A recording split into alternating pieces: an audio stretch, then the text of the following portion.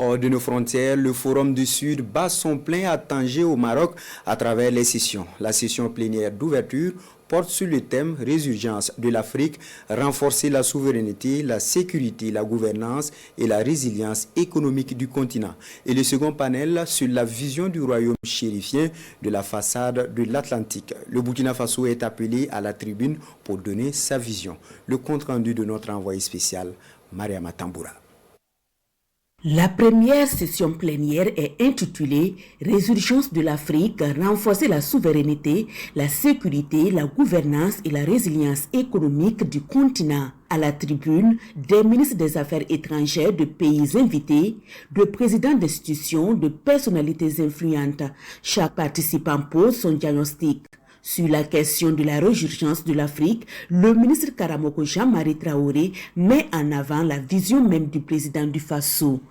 Nous avons tenu à préciser qu'il est temps qu'on puisse détruire ces clichés négatifs et dévaluants de l'Africain qui ont pendant longtemps fait ombrage sur l'Africain valeureux qui peut travailler, qui peut réfléchir et avec lequel on doit compter. Donc la teneur de notre discours aujourd'hui, c'était de dire qu'en parlant de résurgence de l'Afrique, il faut travailler sur les hommes. Et c'est ce que le Burkina Faso, le Mali, le Niger s'attellent à faire en vue de se relancer dans une nouvelle dynamique qui place l'homme au cœur des politiques publiques. La vision du royaume chérifien sur la façade atlantique 2030 au cœur des débats dans cet autre panel. Une vision pour une ère de connexion et de prospérité transcontinentale.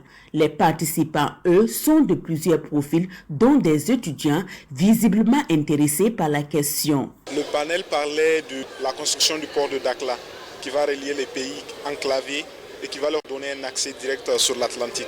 Et aussi, ça permet de concrétiser l'intégration africaine qui a été longtemps dans l'agenda de l'Union africaine. Ça formera un avenir très progressif et aussi un avenir économique et diplomatique très intéressant, soit avec les pays du Sahel ou bien les pays subsahariens. Des opinions qui se joignent également à la tribune. Ce projet fédérateur a toute sa pertinence et va permettre de donner un nouveau visage au continent africain.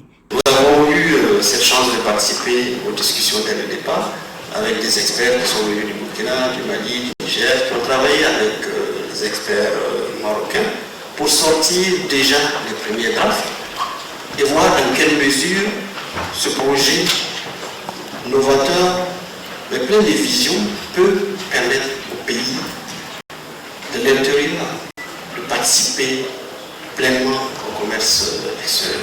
Donc je dirais que nous saluons cette vision par conviction, ça correspond à des aspirations, ça correspond à une réalité que nous avons toujours portée.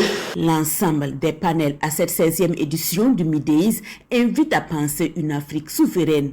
Pour les intervenants, l'Afrique a le devoir de bâtir un avenir où la souveraineté des États est respectée et où les défis du continent sont abordés de manière collaborative et constructive.